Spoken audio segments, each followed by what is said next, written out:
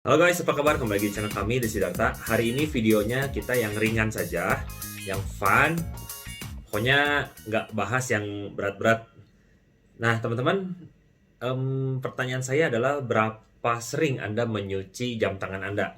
Kalau seandainya Anda jarang mencuci, itu sebetulnya nggak nyaman lah ya, nggak nyaman untuk dipakai karena banyak minyak, mungkin ada daki gitu.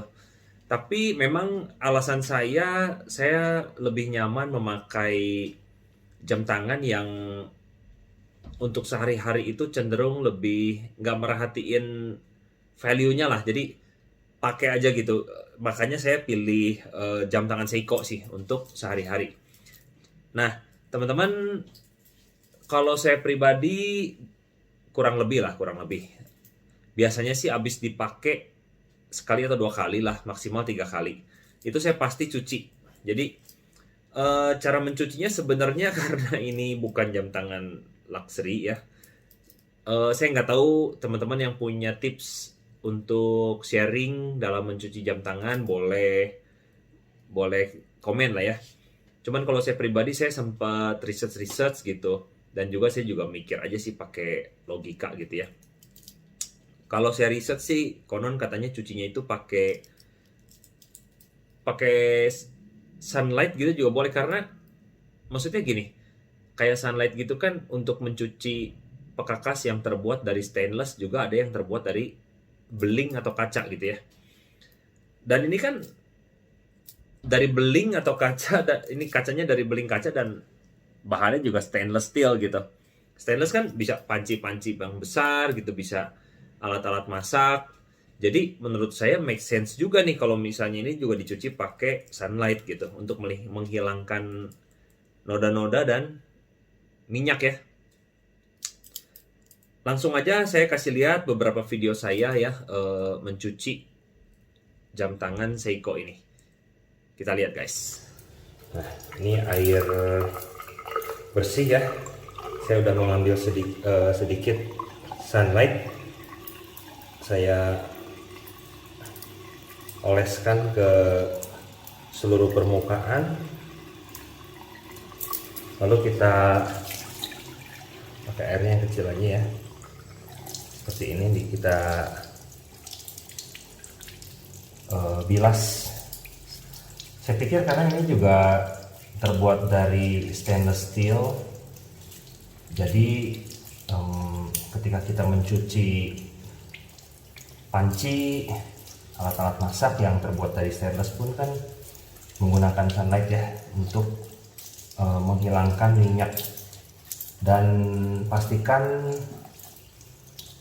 ini untuk knop putar jam tangan ini dikunci ya, jangan sampai bisa masuk air gitu, terutama jam tangan yang bukan untuk divorce atau yang water resistance-nya. Anda juga harus cek ya, nggak semua jam tangan bisa kena air yang sebanyak ini gitu. Ini karena divorce, jadi bisa ada beberapa jam tangan yang bahkan nggak bisa kena air sebanyak ini, hanya bisa kena splash saja.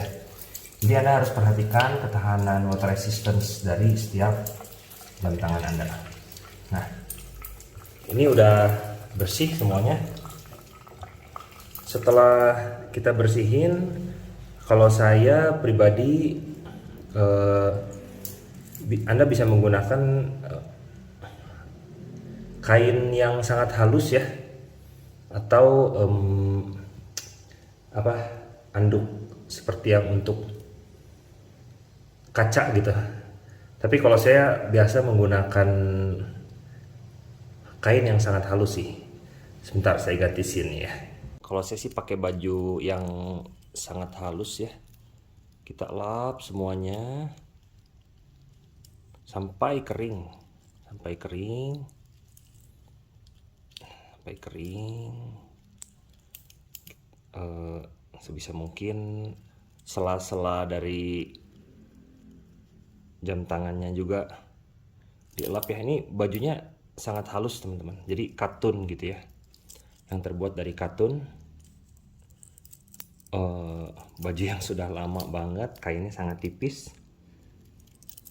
Nah, setelah Anda menemukan kering dari seluruh permukaan jam tangan Anda, biasanya yang terakhir saya gunakan hair dryer.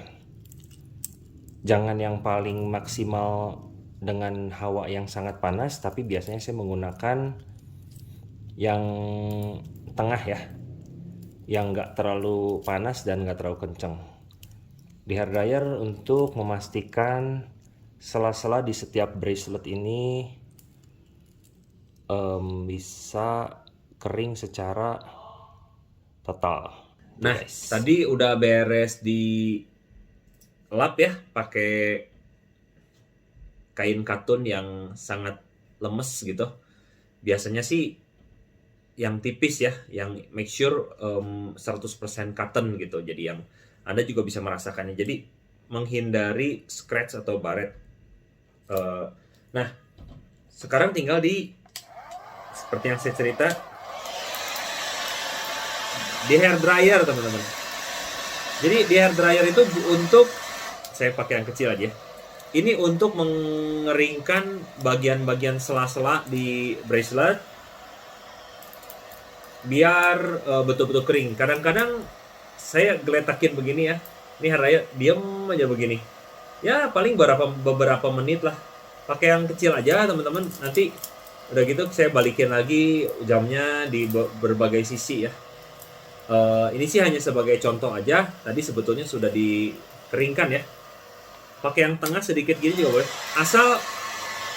Asal jangan memakai yang terlalu tinggi dan panas menurut saya, karena yang tinggi itu suhunya cukup panas teman-teman. Nah seperti ini ya teman-teman. Jadi itu sih biasanya yang saya lakukan untuk mencuci jam tangan yang biasanya saya pakai. Nggak tahu kalau teman-teman sering mencuci atau tidak. Saya sih soalnya pengennya kalau dipakai itu seger gitu. Jadi enak lah gitu ya teman-teman. Dan hal ini juga dilakukan untuk hampir jam-jam yang berbahan stainless steel sih. Nah saya nggak tahu, saya belum pernah punya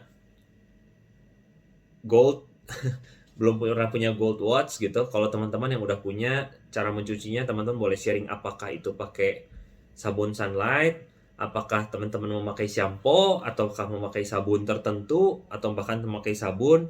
Menurut teman-teman baiknya gimana? Ya jadi intinya alasan saya mau memakai sabun cuci piring ya Sunlight, bukan yang serbuk Rinso gitu ya, bukan, ini Sunlight.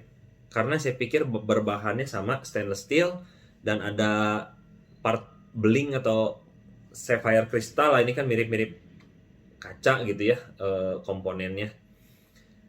Itu aja teman-teman, semoga bisa membawa manfaat untuk teman-teman. Topiknya ringan hari ini. Sampai jumpa di video berikutnya. See you guys.